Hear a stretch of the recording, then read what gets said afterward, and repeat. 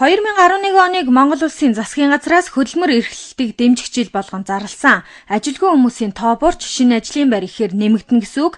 Харин өнөөдөр нийгмийн хамгаалал хөдөлмөрийн сайдын зөвлөлийн хурлаар 3 аймагт энэ ажил ямар явцтай байгааг авч хэлсэн юм а.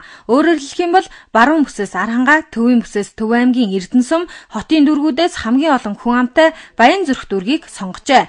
Архангаа аймаг энэ онд 2097 ажлын байр шинээр бий болгох төлөвлөгөөтэй ажиллаж байгаагаас хагас жилийн байдлаар 1390 ажлын байр шинээр бий болгож чаджээ. За мөн үйлдвэр үйлчилгээ худалдааны гудамжтай болж байгаа юм байна. Ингэснээр ажилгүй хүмүүс бизнес эрхлэх гэхээр байр сав байхгүй гэдэг зовлонгүй болно гэдгийг аймгийн засаг дарга нь онцолж байсан юм а. Эхлээд явж байна. Одоо та бүхний харж байгаа энэ гудамж хуучин аймгийн Төв барааны зах байсан энэ гудамж одоо дэд үтц байхгүй, цэвэр бохор дулаан байхгүйгаас ингээ хаягдаад орхигдсон юм гудамж байсан. Үүнийг бид нар ажлын байр гэдгийг бодиттойгоор нь бий болгох зорилгоор инженерийн байгууламж, шугам сүлжээний асуудлуудыг одоо эхлүүлээд ингээд дуусж байна. Одоо ингээд үндсэндээ барилгын болон зам талбайн тогтчлтын ажлууд одоо энэ 7 сар, 8 сар, 9 сард баригдаад үндсэндээ 10-11 сар гэхэд энэ гудамжийг одоо бэлэн болгох.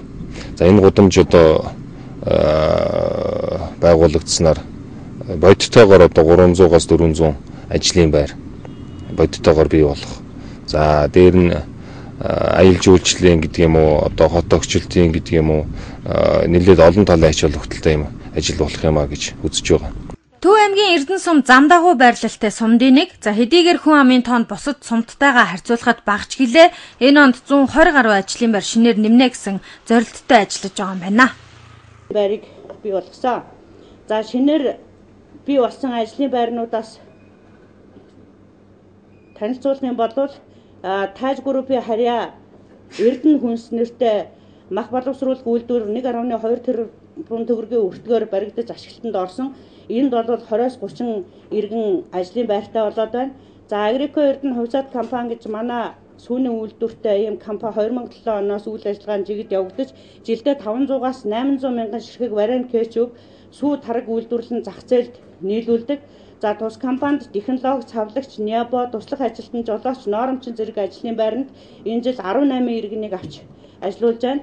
За мод боловсруулах Гүүтэ хувьцаат компани сумын иргэд аж ахуйн нэгж байгууллагын захиалгаар ширээ сандал, гэрийн тавилга, хаалга зэрэг 10 гаруй нэр төрлийн бүтээгдэхүүнийг үйлдвэрлэж 5 ажлын байр, улирлын чанартай ажлын байранд туслах ажилчнаар 2-3 иргэнийг авч ажиллуулж байна.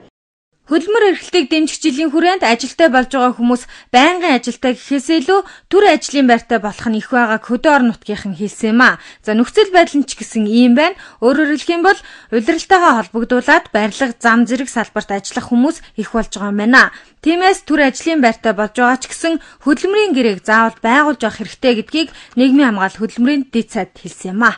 Өнөөдөр манад бий болж байгаа шинэ ажлын байрууд нь ихэнх нь удирдлагын чанартай төр цагийн ажлын байрууд. Гэтэл энийг тооцож яг энийг яаж энэ ажлын байруудад яаж хандах вэ? Энд хөдөлмөрийн гэрээ яаж хийх вэ? Гэт бусад бүх асуудлууд нь бол байхгүй болчиход байгаа байхгүй. Тэгэхээр бид нар одоо хөдөлмөрийн хуулийг эхний том хэлэлцүүлгийн энэ 22-нд болон 5 дахь өдөр тэгээд энэ хуулийг би ахалж байгаа. Ингээд энэ зунжингаа хэлэлцүүлэг явна. Бүх нийгмийн талуудтай. Энэний дараагаар хөдөлмөрийн хуулийг оруулна. Энэ дээр бид нар үнэхээр ажлын байр, цаг, цалин хүс цаашаа яаж зохицуулж явах юм бэ гэдгийг тэр хуучин нийгмээс салгаж одоо жинхэнэ нөгөө капитализмын хуулиа гаргаж тавьж байна. Бусад аймагуд ч гэсэн хөдөлмөр эрхлэлтийг дэмжих жилийн хүрээнд хийгдэж байгаа ажлын тайланг ингэж сонсож байх нь зүйтэй юм а гэдгийг холбогдох албаныхан хэллээ. Архангаа аймгийнхан хөдөө аж ахуй аялал жуулчлалын салбараа дагнаад аймгаа хэттэй хөгжүүлнэ гэдэг төлөвлөгөөтэй байгаагач өнөөдөр бусад сумдынхандаа дуулгаад авсан юм а. Баццэг Баатар Хөнөр мэдээллээ.